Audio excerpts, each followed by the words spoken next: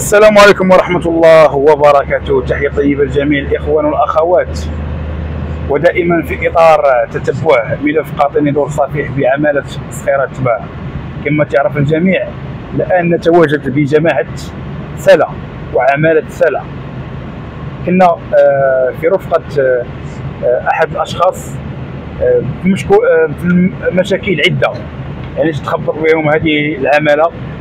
صراحة جينا تلقاو كذلك يعني عمالة سلا حتى هي فيها مشكل ديال السكنات قاطني دور الصافي. كما تعرف الجميع اننا نتابع كل صغيرة وكبيرة في هذا الموضوع هذا.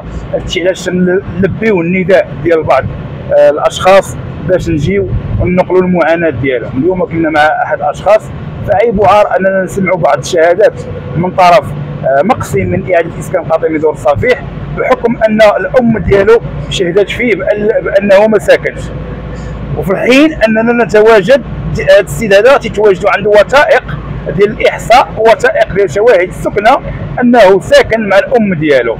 فكنعرفوا كلنا الخطط اللي تديرها بعض اعوان السلطه وكذلك رجال السلطه باش يقصيو بعض الاشخاص. يعني الا بغيتي لي نعطيك نتايا بقعه خاصك تقول باللي تشهد في ولدك ولا تشهد يعني في واحد افراد العائله ديالك باش نعطيك حتى بقعه. فعيب اننا نوصلوا هذا المستوى هذه باش نديروا مشاكل عائليه بين الابناء والامهات باش واحد الشخص يتقصى.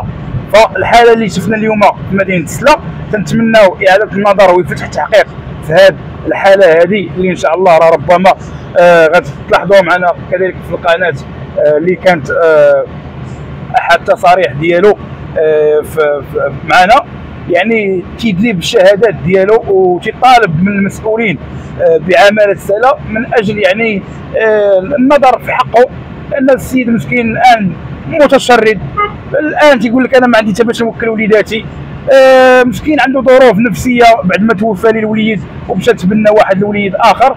تيقول لك انا الحمد لله بغيت غير نعيش انا وذاك الوليد ونعيش وذاك المراه، وانا شي على الاقل واحد البيت ولا شي دويره اللي تحفظ الكرامه ديالي من الزنقه.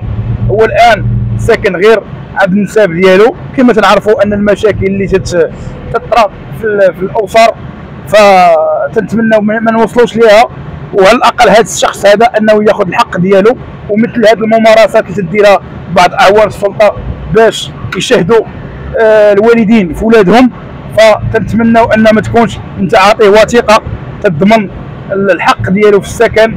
فعيب وعار انك تجي اليوم وتقول ليه باللي انت شهد فيك الام ديالك انك ما ساكنش.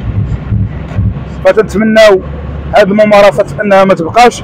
وكذلك يعني هنايا غير للاشاره ان مدينه تماره الان نحن على ابواب الموسم الدراسي، فمجموعه من الاسر الان تتساءل فين غتقري ولادها. وهذا السؤال هذا نحن بدورنا كذلك كمتتبعين هذه العمليه ديال اعاده اسكان قاطني دور الصفيح، نحن بدورنا ما لقيناش لها اجابه من طرف مسؤولين. يعني مسؤولين من المسؤول يعني تقول لي باللي راه واحد الناس راه ريبوا من هذه البلاصه ومشاو لهذه البلاصه، تقول لهم بلاتي توصل التسليم ديال الشقق ديالكم عاد نقول لكم فين تقروا وليداتكم. الا قلتي لهم التسليم ديال الشقق ديالهم راه صافي، راه عارفين فين غيمشيو، راه عارفين اش من جماعه غادي يسكنوا فيها، عارفين فين غيقروا وليداتهم.